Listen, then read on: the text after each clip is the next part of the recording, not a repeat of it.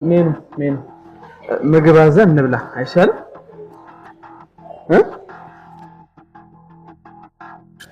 ውይ በጣም ይቅርታ። የሆነ ስልክ ቅድም ደውልልኝ ብሎኝ እስካሁን ደውልላቸው። አንዴ መታጠቢያ ደርሼ ልምጣሽ ልደውልላቸው። በዛ መጣሁ። እሺ አንዴ። እሺ ይቅርታ። ሄይ አምራን አላይችኝም እንዴ?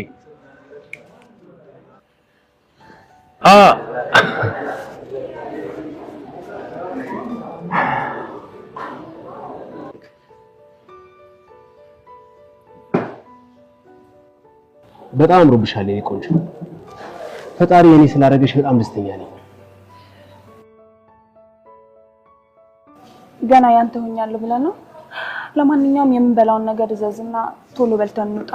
እኔ እንደዚህ አይነት ቦታ መገኘት አልወድም፣ ላንተ ብዬ ነው።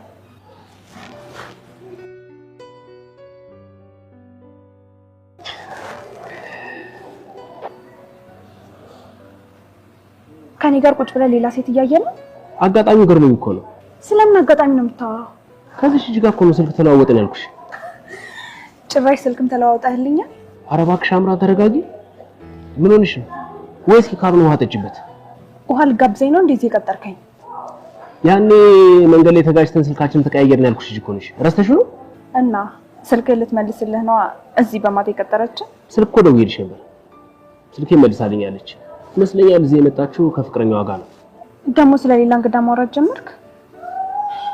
ቆይ ለምን ወደ ክለብ ሄደን መጠጥ አንጠጣም? ኧረ ቆይ የሆነ ነገር እንብላ። እንዴ ምን ሆነሽ ነው? አተጣደፍሽ እኮ። ሜኑ አምጣልኝ እስኪ።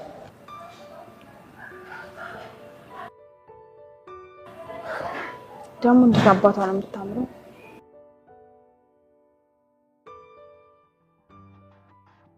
ቆይ ምንድን ነው የሚሻለው? ምን አይነት መጥፎ አጋጣሚ ነው ደግሞ? ጭራሽ እራት የበላበት ወተረስ ሳትት ብላ ትመጣብኛለች ነው? ወይኔ ኤርሚያስ፣ አሁን ደግሞ ከኑሐሚን ጋር መሆኔን ካወቀች የባሰ ነው የሚያልቅልኝ። ስለዚህ እንደሆነ ነገር አድርጌ ከዚህ ቦታ መውጣት አለብኝ።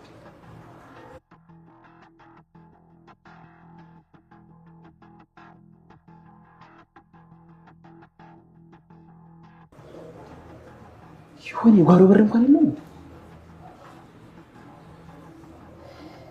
ቆይሽ ኑሐሚን እንዴት ነው ብቻት ሄደ? ለነገሩ ለሱ ምን ሆነ መላክ ማለት አጣ።